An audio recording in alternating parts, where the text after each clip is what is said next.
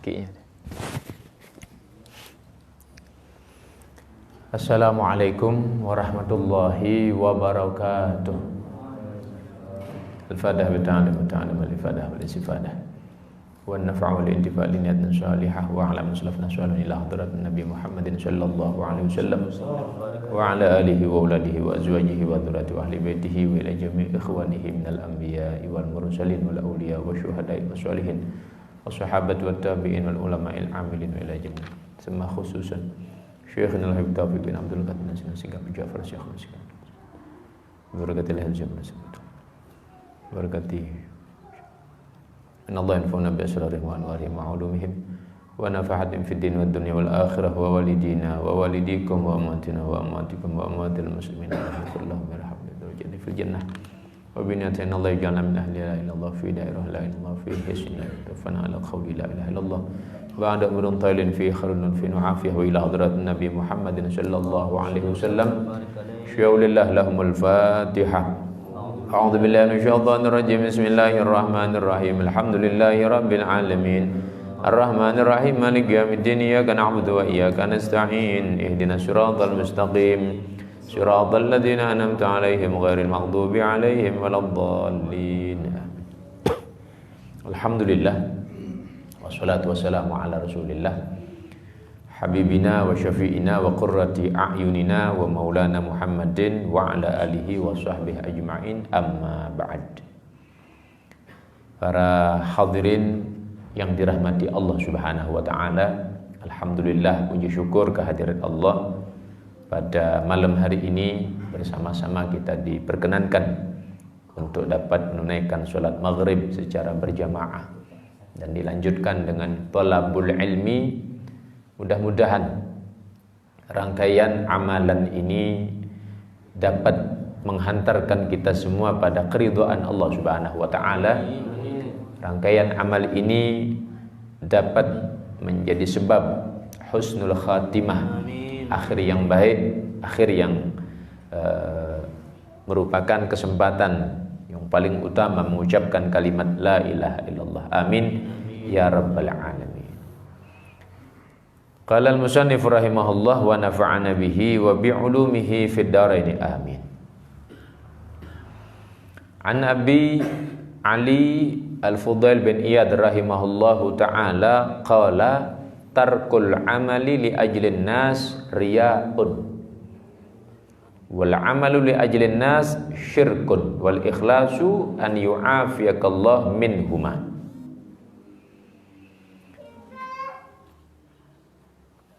Dari Imam Fudail bin Iyad rahimahullahu ta'ala, beliau mengatakan bahwa tarkul amal, meninggalkan satu amalan, meninggalkan satu perbuatan, li ajlin nas, karena semata-mata manusia, riya'un, itu adalah riya'. Wal amalu li ajlin nasi, dan adapun berbuat beramal li ajlin nas karena semata-mata manusia, syirkun, itu adalah kesyirikan. Wal ikhlas, adapun ikhlas itu an yu'afiyakallahu minhuma, Allah membebaskan, Allah mencukupkan daripada dua perkara tersebut. Jadi bukan meninggalkan amal karena manusia, atau juga bukan beramal karena manusia. Memang ujian seseorang ketika sudah bisa istiqomah itu terkadang ada bisikan-bisikan.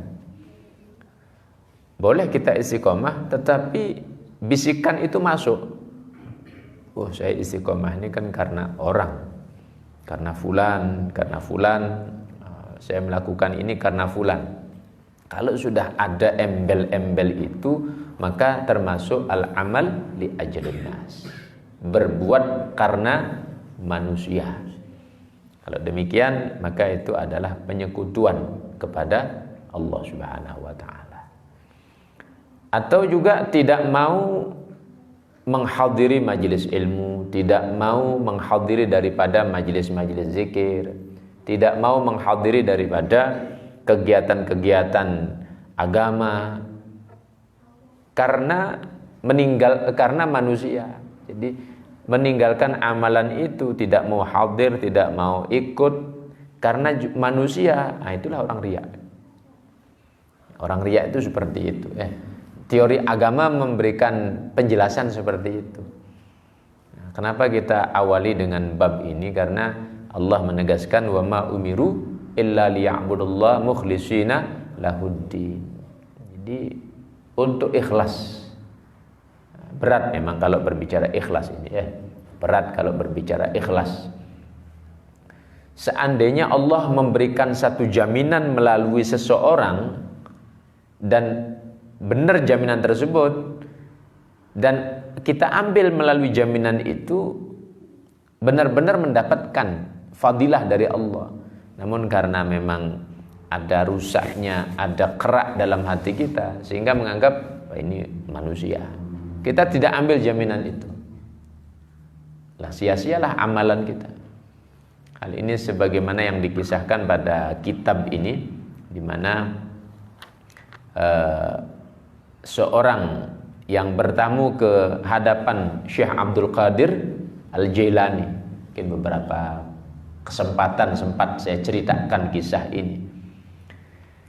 Tamu ini karena memang ya mau sowan, ya namanya orang bertamu dikasihlah makanan, dikasih minuman, dikasih teh, mungkin dikasih kopi, ya dikasih hidangan walhasil. Kasih hidangan itu. Setelah hidangan tersaji, sudah siap untuk dinikmati. Rupanya tamu ini tidak mau. Kok tidak mau makan? Kata Syekh Abdul Qadir Jailani, kul, makan katanya. Makan katanya. Faqala inni shaim, saya tidak bisa makan, saya berpuasa. Mohon maaf, saya puasa katanya. Nah, kala Syekh Abdul Qadir mengatakan lagi, kul, makan. Lalu mengatakan, saya ini puasa. Engkau makan, ana admanu laka 'ala Allah thawaba yaumin maqbul. Sudah, kamu makan, aku jamin pahalanya 1 hari penuh. 1 hari penuh puasamu itu diterima oleh Allah. Aku yang menjamin, kata Syekh Abdul Qadir Jailani. Tapi rupanya tamu ini tidak berubah sikap, tetap dia berpuasa. Wallahu alam niatnya bagaimana? Apa karena ingin menunjukkan bahwa dia di hadapan Syekh Abdul Qadir, di hadapan seorang kiai, atau mungkin ada niatan-niatan yang lain, menunjukkan ke tamu-tamu yang lain. Nah, sampai kemudian Syekh Abdul Qadir mengatakan, sudah makan, aku jamin pahala kamu selama sebulan. Yang penting kamu mau makan. Tetap tidak mau. Lalu kemudian kata Syekh Abdul Qadir Jailani mengatakan, aku tanggung pahala daripada puasamu pahala setahun makan. Tetap saja tidak makan. Lalu Syekh Abdul Qadir mengatakan, da'u man saqata min 'ainillah. Sudah, tinggalkan sudah. Tidak usah dah disuruh lagi, tidak usah dihiraukan, sudah. Biarin sudah. Tapi rupanya akhir perjalanan orang ini yang dia berpuasa ceritanya tanassara, berubah akidah menjadi orang Nasrani, murtad. Nah, karena sebab ya ada kerak-kerak di dalam hatinya yang tidak benar. Rupanya puasanya ini tidak menghantarkan pada husnul khatimah, tapi su'ul khatimah. Na'udzubillah min dzalik. Nah, maka kenapa kita selalu berdoa, berharap mudah-mudahan rangkaian amalan ini menghantarkan kita pada husnul khatimah. Ini harapan kita ya. Harapan kita. Karena tidak ada harapan lain lagi sebenarnya. Apapun yang kita lakukan ya. Tidak ada harapan lain. Pintu akhirnya husnul khatimah. Nah, di sini dikatakan bahwa kata Al-Imam Abdullah Al-Haddad, maksud daripada ucapan Al-Imam Fudail bin Iyad ini adalah tarkul amal li ajli nas riya ay anna syaitan muraduhu minka butlanul amal birriya awil ujub aw ghairi dzalik. Maksudnya setan ini memang ingin membatalkan amalan manusia itu dengan cara riya. Jadi amalan manusia itu supaya dia tidak dapat nilai di hadapan Allah, dibuatlah riya, batal pahalanya. Manusia itu, setan itu ingin membuat, kalaupun manusia meninggalkan satu perbuatan, tapi karena manusia yang lain, berarti ya dia sudah karena manusia. Nah, karena manusianya itu tidak ada nilainya. Maka menata niat ini, menata niat ini penting sekali. Hatta la yahsula laka minhu naf'un fa idza taraktahu bil kulliyah fadzaka muraduhu minka. Sehingga sama sekali tidak dapat manfaat sudah. Maunya setan tuh begitu. Kita ayo ngaji, bolehlah ngaji. Tapi setan bagaimana orang ini ngaji tapi tidak dapat pahala. Ngaji tapi tidak dapat fadilah, dapat manfaat. Dibuat hatinya itu ada renik-renik riak. Artinya orang beramal saja masih kemungkinan tidak diterima, apalagi yang tidak beramal kan begitu ya. Apalagi yang tidak beramal. Nah, dan maunya setan ini ya sudah sama sekali tidak beramal. Bagaimana ada bisikan-bisikan. Kadang juga kita mendengarkan pengajian seperti ini lalu berputus asa. Kalau begitu ya sudah tidak usah ngaji sekalian. Nah, itu maunya setan, memang intinya di sana dia. Kita sudah ngaji tapi nanti khawatir riya begini-begini. Ya sudah, tidak enak, sudah tidak jadi ngaji. Justru tidak jadi ngaji karena pertimbangan orang lain, itu riya namanya. Nah, jangan sampai seperti itu. Itu riya namanya ya. Nah, baik. Kemudian dikatakan idza kana akhir zaman, apabila datang akhir zaman. Sekarang ini sudah akhir zaman. Sekarang ini akhir zaman. Kharajan nas ilal haji arba'atu asnaf. Orang-orang ini akan berangkat menaikkan ibadah haji terbagi 4 golongan. 4 golongan. Akhir zaman. Ini diriwayatkan dari Sayyidina Anas, ini hadis ini. Salatinuhum lin nuzhah. Pemimpin-pemimpinnya, pejabat-pejabatnya ya untuk untuk bangga-banggaan ya. Untuk bangga-banggaan. Jadi berangkat dapat bonus, bangga ya. Untuk kebanggaan diri. Bukan lagi untuk ibadah mencari ridhonya Allah. Untuk bangga-banggaan. Aghniya'uhum litijarah, orang-orang kayanya untuk berbisnis. Sana untuk berbisnis. Sudah salah niat ya. Nah, tapi sih kita baca riwayat ini bukan berarti main tunjuk, oh ini dia begini, bukan begitu maksudnya. Ini gambaran akhir zaman, amalan manusia itu seperti itu. Amalan manusia seperti itu. Nah, tentu kembali kepada niat mereka yang lebih tahu kan begitu. Fuqara'uhum lil mas'alah, orang-orang fakirnya datang ke sana untuk minta. Jadi orang-orang fakir datang ke sana untuk meminta-minta. Bukan untuk dapat fadilah dari Allah. Wa qurra'uhum lis-sum'ah. Mereka orang-orang yang baca Al-Qur'an untuk didengarkan. Untuk sekedar didengarkan. Ada perlombaan, kemudian sampai dikirim. Cita-citanya jadi imam Masjidil Haram. Terus untuk apa? Supaya dikenal di dunia bahwa ini suaranya terbaik. Ini suaranya paling bagus. Ini sekarang sudah dapat dipakai di Masjidil Haram. Ada kesalahan niat di sana ya. Namun ini kan gambaran secara umum. Tapi tidak boleh kita nunjuk, tidak boleh ya. Oh fulan maksudnya. Nah, terkadang videonya itu di-cut. Tidak senang sama si A. Pas kalimatnya orang beramal riya begini tidak diterima sama Allah, amalnya sia-sia, dikirim sama dia. Berarti kan ada maksud untuk kepribadi tersebut. Dia tersinggung orangnya kan gitu. Ya tidak boleh begitu. Jadi agama ini ya biarkan sifatnya sebagai penaung. Siapa nanti yang ternaungi, siapa yang terkena bagian, ya itulah nanti yang divonis di hadapan Allah. Manusia tidak berhak memvonis ya. Manusia tidak berhak menvonis.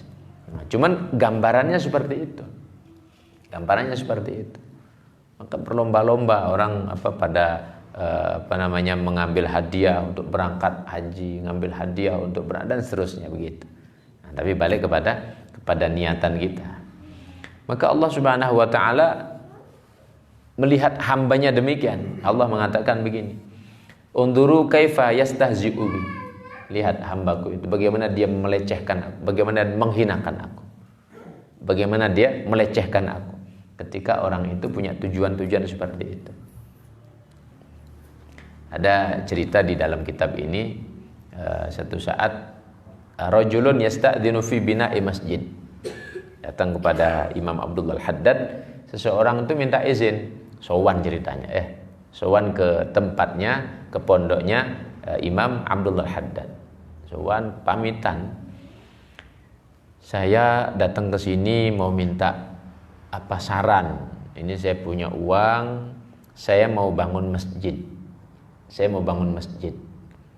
Apa yang harus saya lakukan? Itu niatan kan bagus ya. Tapi sebagai walinya Allah tidak melihat pada sebatas niatan itu. Karena ini amalan murni bagus, mulia. Nah, jangan sampai rusak. Nah, lalu Imam Abdullah Haddad katakan begini. In kanat niyatuka fi bina'i khalisah lillah ma narudduka an bina'ih. Kalau memang niatmu ikhlas, aku tidak akan menolak, aku terima itu. Kalau niatmu ikhlas, aku terima. Wa in kana niyatuka ma hiya khalisah fala tabni.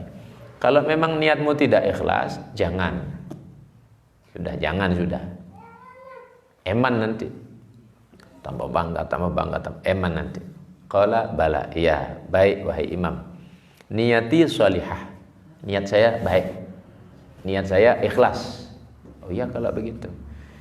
Aku mau tanya, seandainya engkau sudah bangun, engkau capek-capek membangun, engkau kasih harta yang banyak, lalu setelah usai, setelah rampung, lam yunsab ilaika,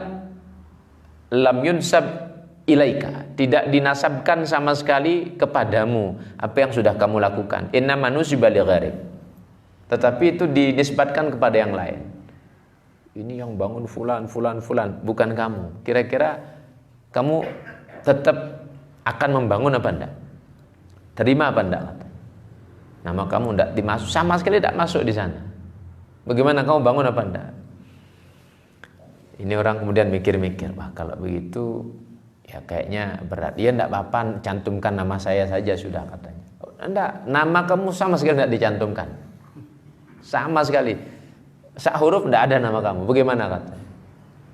Kalau begitu kayaknya ada keraguan dalam hati saya. Akan saya pikir dulu kan. Oh ya kalau gitu kamu enggak ikhlas, sudah bawa pulang uangmu.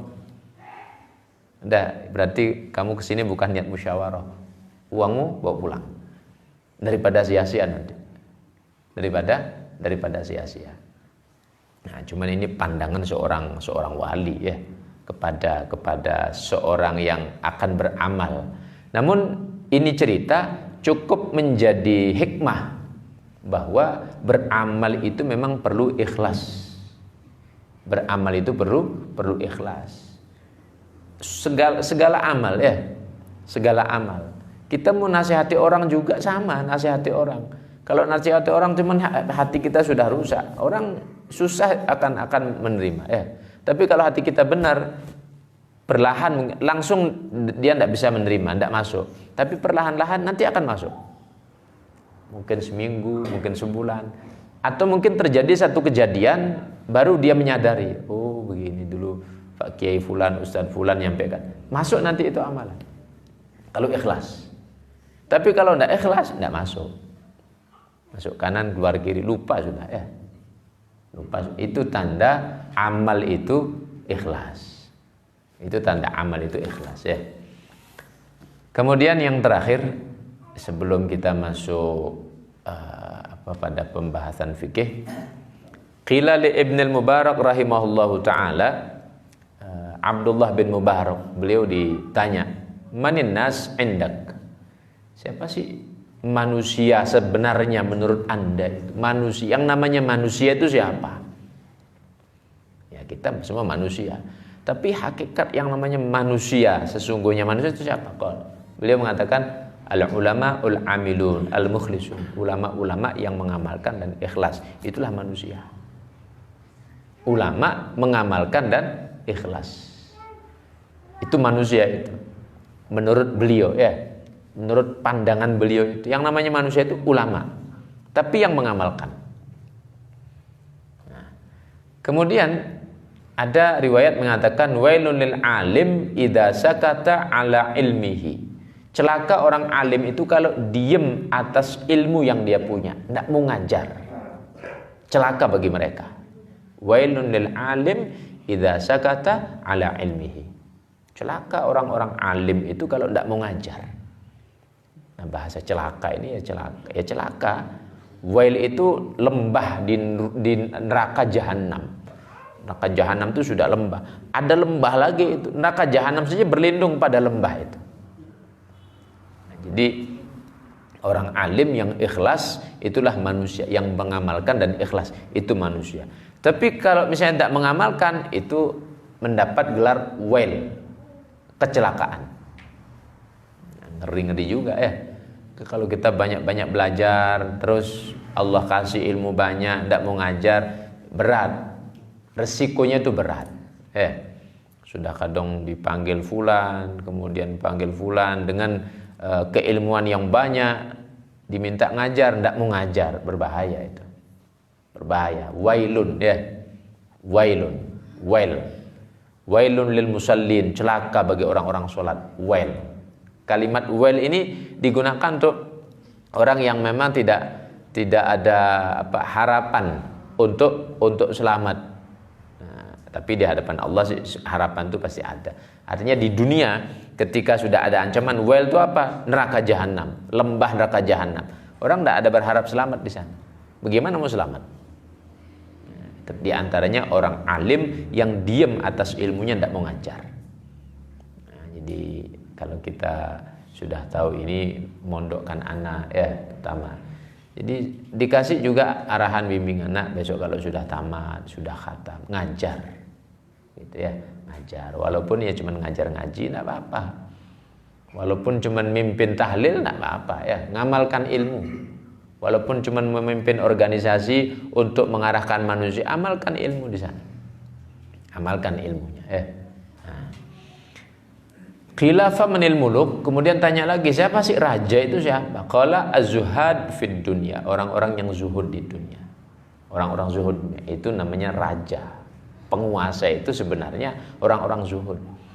Karena memang pemimpin itu memang harus berkorban. Pemimpin itu hakikatnya pelayan. Pemimpin itu hakikatnya pelayan. Kalau jadi pemimpin tidak mau melayani, ya sudah berantakan sudah ya. Sayyidina Umar tuh jadi presiden tiap malam keliling ya. Tiap malam keliling. Mana ada orang miskin, orang susah, orang-orang janda yang mereka ini tidak ada yang mengcover dari keluarganya. Anak-anak yatim yang tidak ada memperhatikan. Keliling beliau itu. Setiap malam begitu. Setiap malam. Nanti siapa yang tidak punya, kadang beliau langsung mikul berat, memukul makanan untuk dikasih kepada orang-orang miskin. Begitu contoh ya. Tapi ya memang contoh kelas tinggi. Kalau sekarang ya minimal lah turun mantau masyarakat bagaimana ya sudah bagus sudah ya. Jadi bukan duduk di atas meja kemudian tinggal catat tanda tangan habis itu jalan-jalan. Enggak begitu. Ya minimal lah mantau masyarakat. Oh ini apa kekurangannya apa. Kalau Sayyidina Umar dicontohkan langsung bawa beras sendiri, gandum sendiri, kurma sendiri, kasih langsung ya. Contoh kelas tinggi. Kenapa? Karena ada zuhud dalam dirinya. Bahkan lampu istana. Lampu kalau istana kepresidenan. Kalau orang datang bertamu ditanya dulu, kamu namu ke sini untuk urusan apa? Untuk urusan kemasyarakatan atau urusan kamu pribadi sama saya? Urusan pribadi. Sebentar, lampunya tak matikan dulu. Ini saya punya lampu, pakai lampu saya ini. Jadi beliau nyalakan lampunya sendiri. Lampu yang haknya beliau itu yang dipakai untuk melayani tamu-tamu untuk pribadi. Nah, kalau sekarang ya sudah, mobil dinas bawa kemana-mana ya, pakai rekreasi, kadang ya. Keadaan kan begitu terkadang. Nah, maka jauh sekali kalau kita melihat contoh ya. Artinya membandingkan sangat jauh. Tapi bukan berarti ya kita menvonis seseorang. Ya, ini sebagai satu hikmah pembelajaran.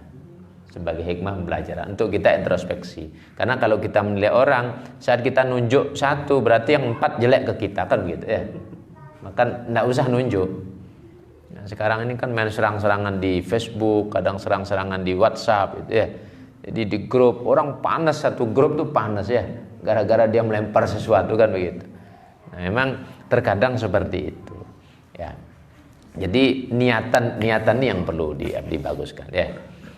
Kemudian berikutnya qila lahu famanis safalah.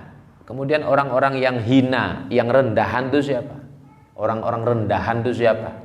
Ditanya Abdullah bin Mubarak, qala alladzina yaquluna ad-dunya bi ilmihim wa amalihim wa dinihim. Orang-orang hina rendahan itu orang-orang yang memakan dunia ini dengan ilmunya. Niatan ngamalkan ilmu tapi untuk cari dunia. Sudah niatannya begitu. Niatannya sudah begitu. Atau dengan amalnya, dia punya satu amalan, satu profesi, cuman amalan itu murni ya supaya dapat dunia, tidak ada niatan yang lain.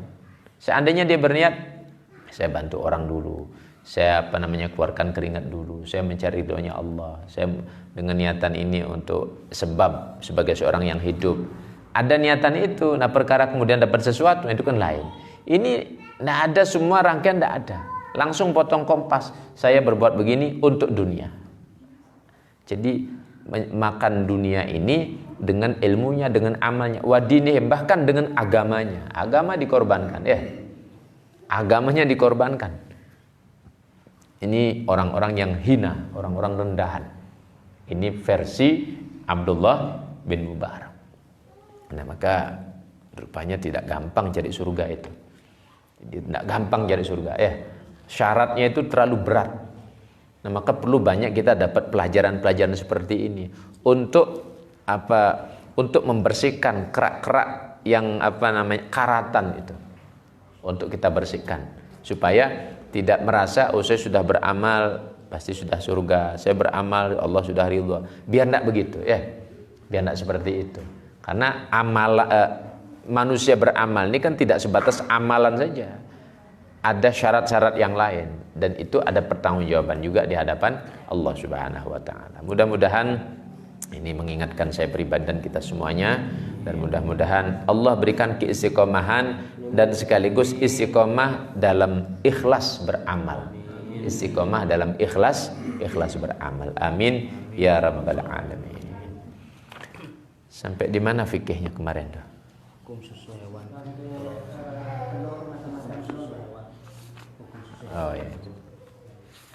Iya, sebentar. Dan itu masalah yang belum tadi mohon disampaikan, menerangkan masalah telurnya kura-kura juga itu apa namanya? Oh ya. Penyu. Iya. Penyu Pak Ustaz.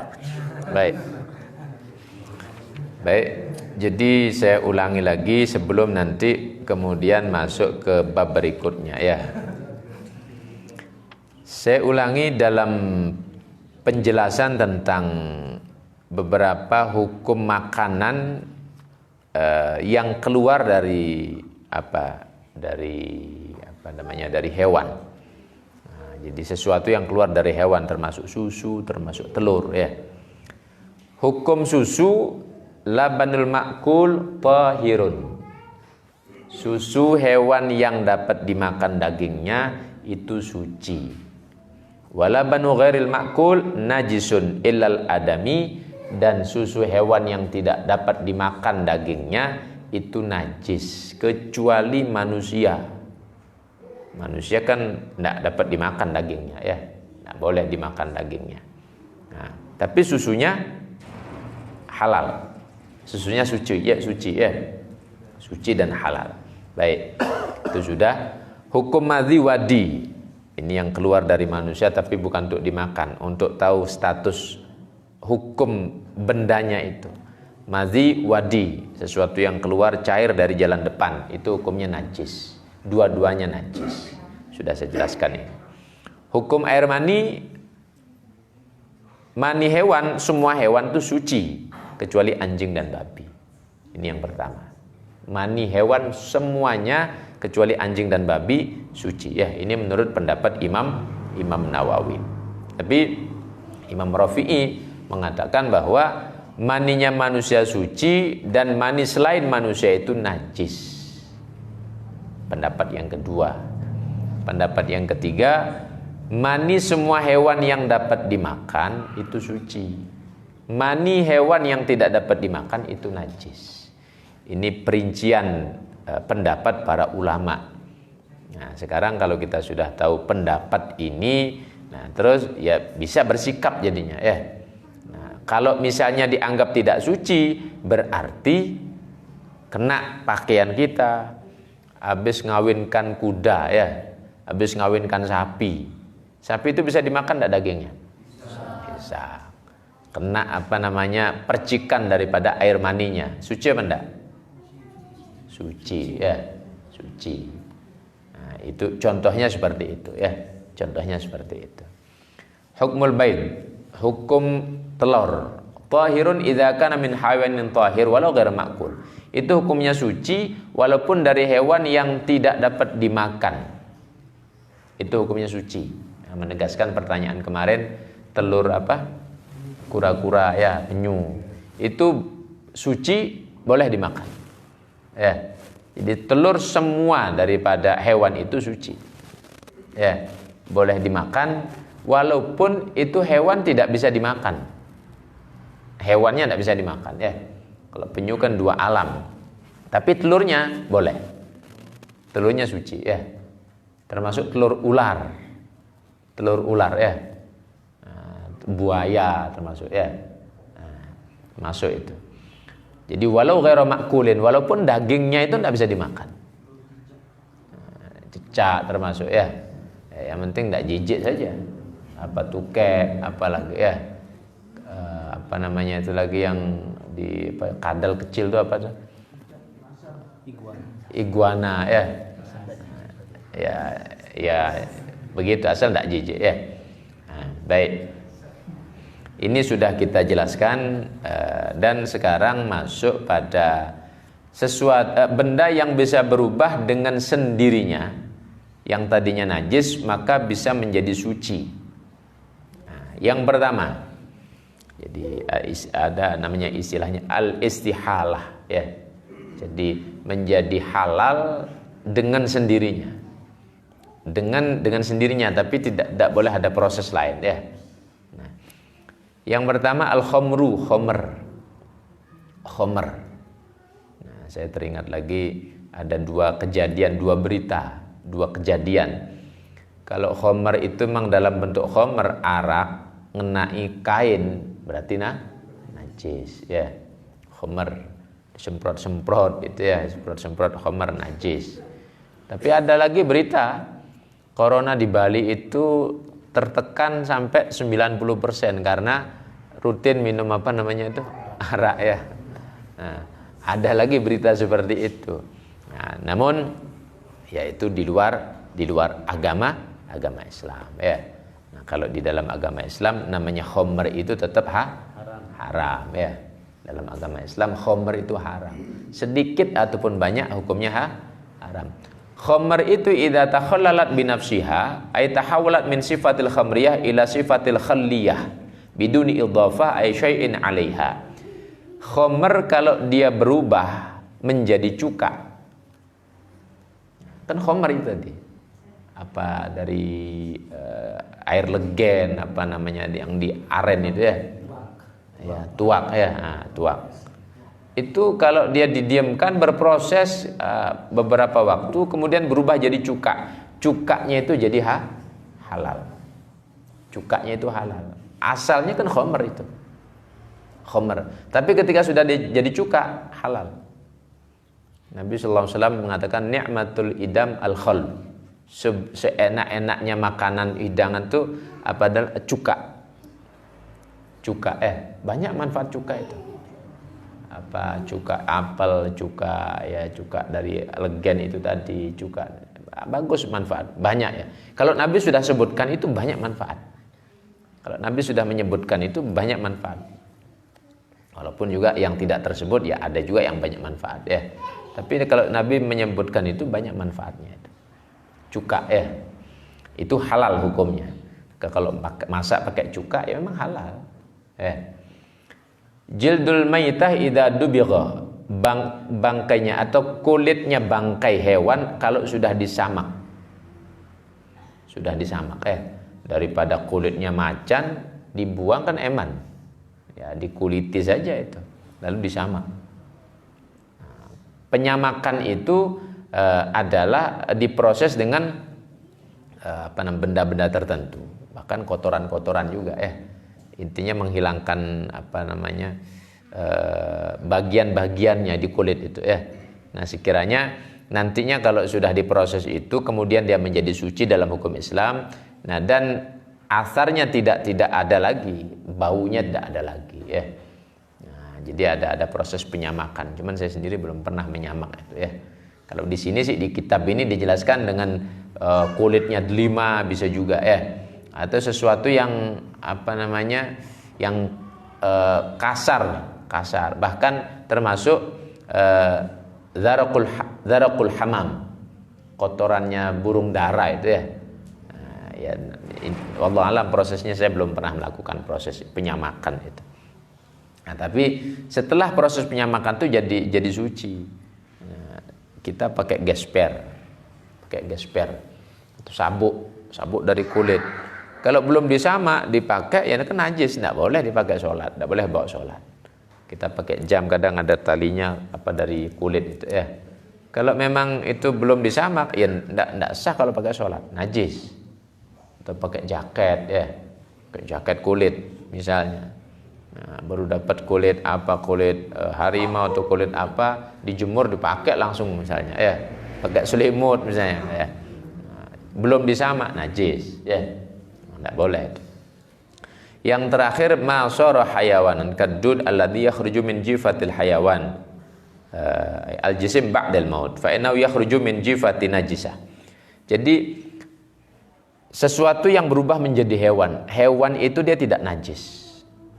Seperti ada bangkai ayam kemudian keluar kayak cacing-cacing kecil ulat-ulat kecil tuh, loncat-loncat ya. Belatung ngenai pakaian kita dikenai. Nempel misalnya najis? Enggak najis, suci dia hukumnya nah, jadi suci walaupun itu aslinya dari bangkai, keluarnya dari bangkai. Begitu. Jadi itu tiga di antara sesuatu yang berubah dengan sendirinya kemudian menjadi suci. Nah, baik, satu poin lagi. Aqsamun najasat, pembagian najis wa kaifiyati izalatiha, dan cara mensucikannya, cara menghilangkan najis tersebut. Kalau ini pelajaran saya kira sudah umum Dari kecil kita sudah dapat pelajaran ini.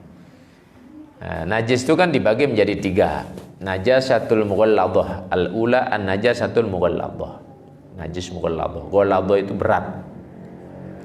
Kenapa dinamakan najis berat? Hukum agama memberatkan. Agama memberatkan hukumnya terhadap najis tersebut. Nah, maka dinamakan najis mughalladhah.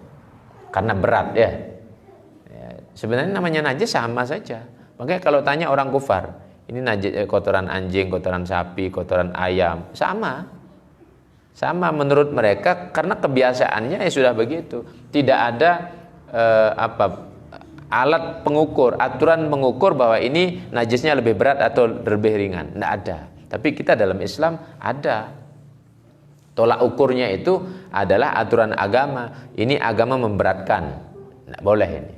Oh, ini agama lebih meringankan. Oh, ini agama sangat ringan. Jadi begitu Nah, dinamakan najis mughalladhah karena memang agama memberatkan hukum najis tersebut. Hanya ada dua. Nah, karena berat maka cara mensucikannya juga lebih berat. Ada dua, yaitu najasatul kalbi wal khinzir, najisnya anjing dan babi. Wa far'i ahadihima, dan anak turun kedua hewan tersebut. Anak turun daripada kedua hewan tersebut. Ini hukumnya najis mughalladhah. Yang lain tidak ada berarti ya. Yang lain tidak ada. Nah, kemudian maksud far'un di sini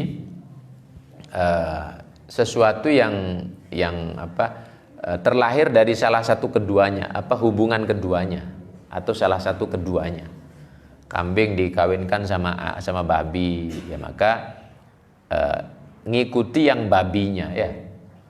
Ibunya kah babinya atau bapaknya babinya itu ya. Nah, maka ngikuti yang buruk, yang lebih buruk. Anjing kawin sama kucing, yang ngikuti yang lebih buruk. Anjing sama kucing burukan mana? Burukan anjing. Ngikuti hukum yang lebih buruk ya. Ngikuti hukum yang lebih buruk. Jadi untuk urusan najis ini mengikuti yang lebih buruk. Untuk urusan najis mengikuti yang lebih buruk. Nah, tapi kalau untuk urusan nasab mengikuti yang lebih baik. Jadi nasabnya diikutkan pada yang lebih baik. Itu yang nanti menguasai. Misal ada orang Yahudi kawin sama orang Islam, punya anak. Kemana nasabnya? Ke orang Islam itu. Artinya orang Islam itu yang berhak untuk mengambilnya. Jadi kalau untuk nasab itu ngikuti yang lebih baik. Nah, yang terbaik agama di muka bumi ini versi kita menurut agama Islam, menurut Allah, inna dina indallahil Islam. Walaupun kalau masing-masing agama mengatakan ya baik, agama saya baik, keyakinan saya baik, nah itu kan masing-masing. Tapi menurut keyakinan kita di hadapan Allah melalui nas Al-Quran, inna dina indallahil Islam. Islam ya'lu wa la yu'la alaih, tertinggi, unggul, tidak ada yang bisa mengungguli lagi sudah. Ini Islam ya. Maka secara nasab itu kembali kepada Islamnya. Nah, ada misalnya orang menikah kemudian satunya jadi orang Islam ya, mu'alaf dia, ngikutilah itu. Nah, dalam hukum Islam seperti itu ya. Dalam hukum Islam seperti itu. Kemudian berikutnya kaifiyatu izalatiha. Sebentar. Tata cara mensucikannya, tathurun najasatul mughalladhah bisab'i ghasalat ba'da izalati ainiha. Itu bisa suci dengan cara 7 kali basuhan setelah menghilangkan bendanya. 7 kali itu setelah menghilangkan bendanya ya. Kalau bendanya belum hilang walaupun 100 kali ya belum dihitung. Ada najis anjing gitu ya, masuk nempel, disiram sekali, 2 kali, sampai 10 kali, 20 kali masih saja, ya belum kehitung itu. Bendanya dulu dihilangkan. Setelah bendanya dihilangkan baru mulai kehitung 1. Itu menghilangkan bendanya itu proses 1 hitungan. Baru 2, baru 3, baru 4, baru 5, 6, 7. Begitu ya. Kok rumit sekali, ruwet ya. Ya memang ini najis yang berat. Najis yang berat ya.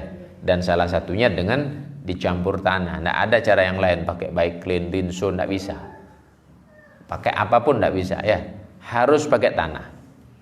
Kalau tidak pakai tanah ya tidak hilang najisnya. Ada anjing lewat jalan-jalan di lantainya masjid, udah nginjak begitu, buang air besar di sana. Ya sudah, ambil tanah, campur air, guyur ya. Hilangi dulu itu, kemudian guyur. Nggak bisa diambilin dilap langsung pakai rinso dicampur gitu, kemudian nggak bisa. Malah kemana-mana najisnya ya. Malah kemana-mana najisnya. Nah, caranya seperti itu. Ini untuk najis mughalladhah. Di sini dijelaskan tata caranya. Wal afdal an yakuna wad'ut turab fi ghaslatil ula. Yang afdal itu menaruh tanah itu pada basuhan yang pertama. Nanti tinggal yang kedua, yang ketiga, keempat. Nah itu tinggal airnya saja. Yang pertama kali itu basuh pakai air yang kecampur tanah itu. Nah, ini dijelaskan dalam hukum fikih demikian. Kemudian berikutnya najasatul mukhaffafah, najis ringan. Najis ringan ini kenapa dinamakan mukhaffafah? Li'anna syari' khaffafa fi hukmiha, meringankan hukumnya. Jadi agama ini meringankan hukumnya. Tapi di sini ada 4 syarat. Dimasukkan dalam kategori mukhaffafah 4 syarat. Yang pertama, an yakuna baulan, harus kencing. Kalau bukan kencing, maka itu sudah mutawassithah sudah. Harus kencing. Terus an yakuna min sobi, harus dari anak kecil laki-laki. Kalau sobiyah, anak kecil perempuan, tidak termasuk. Nah, kemudian yang ketiga, an la yablugha sobi haulaini, belum sampai umur 2 tahun. Syaratnya itu. Yang keempat, an la yut'ama ghair laban, tidak dia makan kecuali dari susu ibunya. Itu syaratnya ada 4 ya. Kalau 4 syarat tidak terpenuhi, berarti najisnya sudah najis mutawassithah, bukan mukhaffafah lagi. Ada anak kecil umur 3 bulan sudah dikasih susu beruang misalnya, kuat perutnya dia misalnya, ya sudah, kencingnya bukan najis mukhaffafah lagi, bukan mukhaffafah lagi ya. Ada juga didulang pisang, sudah dulu kan pisang ada pisang kepok itu ya. Ya itu kan biasanya dikasih masih kecil itu. Sudah dikasih pisang umur 3 bulan, 4 bulan, 5 bulan. Ya sudah, berarti bukan mukhaffafah lagi. Nah, jadi syaratnya najis itu mukhaffafah, ringan maksudnya, dan cara membersihkannya juga ringan kalau ada 4 syarat. Adanya itu kencing, dari anak kecil hanya laki-laki, kalau perempuan tidak termasuk. Belum sampai 2 tahun, belum makan atau minum kecuali hanya dari susu ibunya. Kalau sudah lewat daripada 4 syarat ini, berarti najis mutawassithah. Nah, ini beberapa penjelasan daripada najis, pembagian najis. Nanti insyaallah kita sambungkan najis mutawassithah. Ini agak banyak ya. Najis mutawassithah ini agak banyak pembahasannya. Nanti ada mutawassithah hukumiyah, ada ainiyah. Yang ainiyah dan hukumiyah. Insyaallah pertemuan selanjutnya akan kita bahas. Baik, sebelum saya akhiri, mungkin ada pertanyaan, saya persilakan. Ya. Ya. Bukan masalah najis, tapi masalah itu, Ustaz. Apa definisi melakukan sholat, berpuasa, dan mendermakan sebagian harta kita untuk fakir miskin menurut pandangan Allah? Bagaimana Ustaz? Tolong penjelasannya. Definisi mengerjakan sholat, berpuasa, terus mendermakan sebagian harta kita untuk fakir miskin. Iya. Menurut pandangan Allah. Iya. Di dalam Al-Qur'an kan memang ada ciri-ciri alladzina yuqimunas shalah wa yu'tunaz zakah, kan begitu. Kemudian kalimat ayat terakhir itu.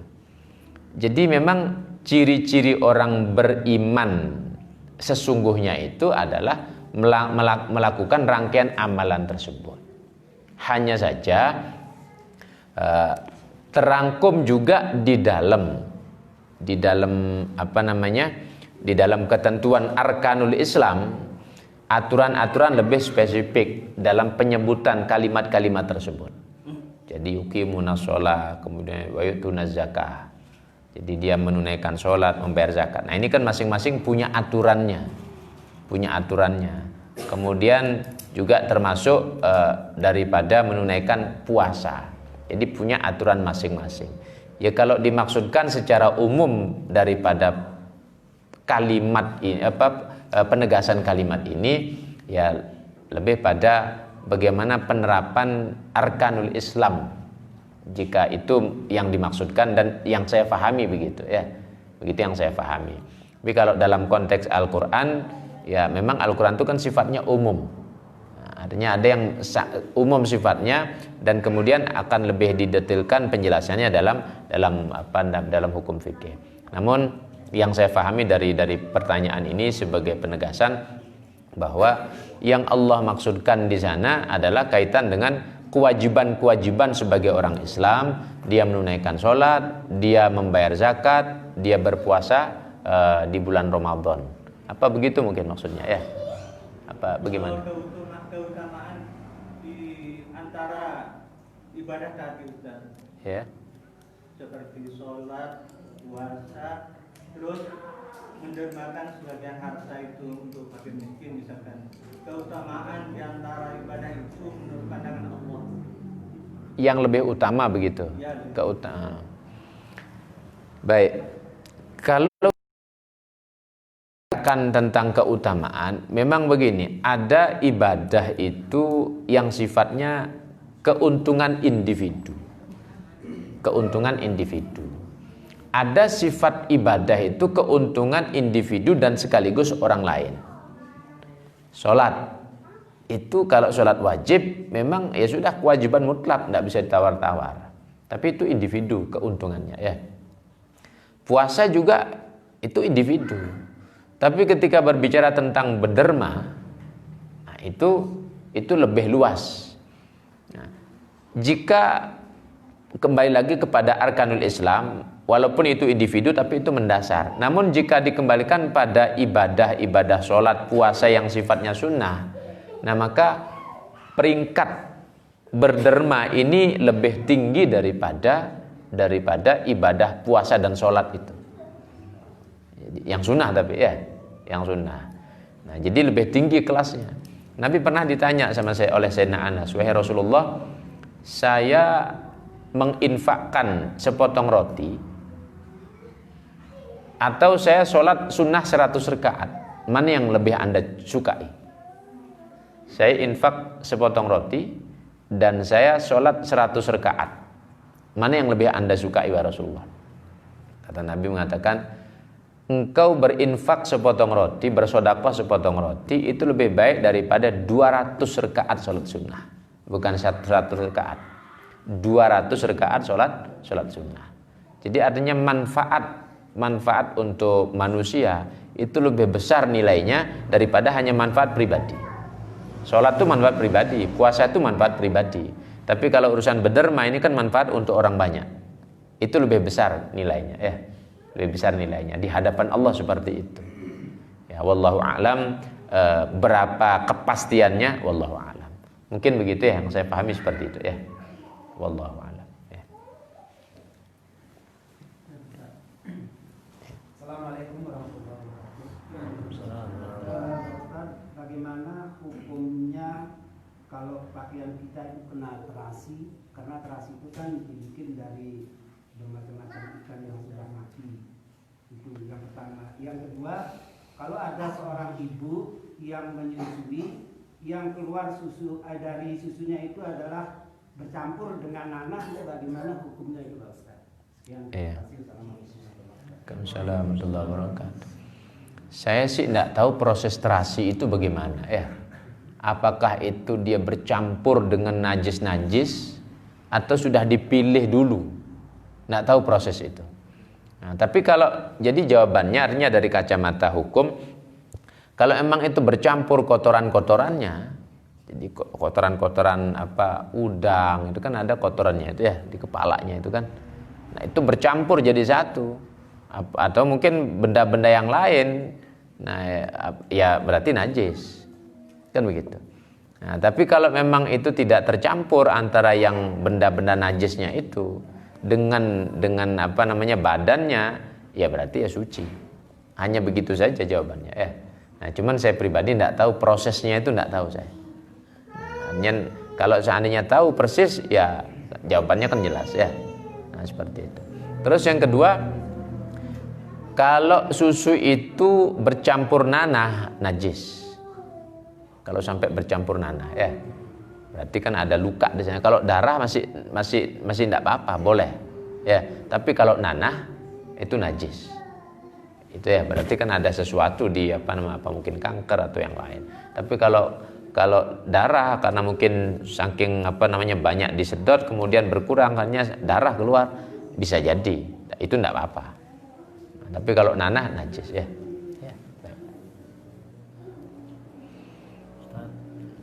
Iya. Untuk yang tadi tentang tentang masalah najis mukhaffafahnya itu Ustaz, yang masalah najis kencing bayi laki-laki Ustaz. Iya. Kenapa kencing bayi perempuan itu nggak dikategorikan termasuk di dalamnya Ustaz? Itu apa alasannya Ustaz ya? Iya. Begini. Alasan dalam kitab ini yang pertama, kencing anak laki-laki itu lebih ringan, baik itu ringan baunya ataupun kepesingannya, lebih ringan daripada perempuan, laki-laki. Yang pertama. Kemudian asal penciptaan itu adalah dari laki-laki, bukan dari perempuan. Perempuan itu bekas-bekas. Begitu gampangnya. Jadi penciptaan wanita itu kan sudah dari bekasnya laki-laki. Nah, jadi itu alasan yang kedua. Nah, kalau dalam kitab ini begitu ya. Jadi Nabi Adam itu kan asli penciptaannya, asli murni. Tapi Siti Hawa itu kan dari tulang rusuknya. Alasan yang kedua. Kemudian yang ketiga, balignya laki-laki itu dengan air yang suci. Air mani itu kan suci. Sedangkan balignya wanita itu dengan air yang najis, air darah haid. Itu alasannya. Nah, maka dengan tiga alasan ini yang termaktub di sini ya. Dengan tiga alasan ini maka berbeda kemudian kencingnya wanita, maksudnya bayi wanita dengan bayi laki-laki. Itu sih alasannya. Wallahu a'lam, lebih dalam lagi mungkin ada juga alasan-alasan yang lain ya. Baik. Ya.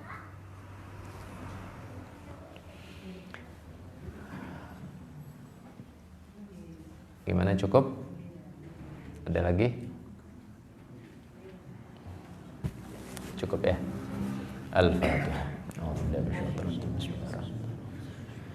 Alhamdulillahirabbil alamin arrahmanir rahim maliki yaumiddin iyyaka na'budu wa iyyaka nasta'in shiratal mustaqim shiratal ladzina an'amta 'alaihim ghairil maghdubi 'alaihim waladdallin.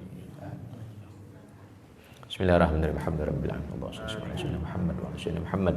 Miftah bab rahmatillah adada ma fi ilmillah salatu wassalamu wa ala alihi wasallam. Alhamdulillahirabbil alamin. Rabbana fa'alna ma 'allamtana rabbi 'allimna alladhi yanfa'una faqihna faqih ahlana wa qarabatil lana fi ma kutil unsa wa dhakarabba fi ma fi ma tardikalun fi'lan karama warzuqil kulla halalan daiman wa khaladka ulama syar. Allahumma inna dzikrika wa syukrika wa husni ibadatik.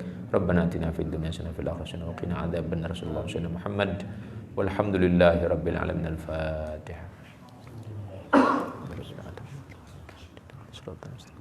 Shiratal ladzina an'amta 'alaihim ghairil maghdubi 'alaihim waladdallin. Assalamualaikum warahmatullahi wabarakatuh.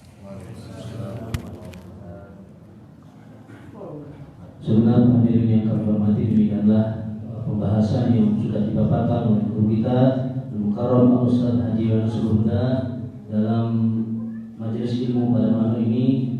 Oleh karenanya terima kasih kami ucapkan atas segala kesabaran dari segenap hadirin, dan selanjutnya mari bersama-sama semoga kita selalu bisa hadir, bertambah banyak yang hadir dalam mengikuti majelis ilmu selanjutnya. Oleh karenanya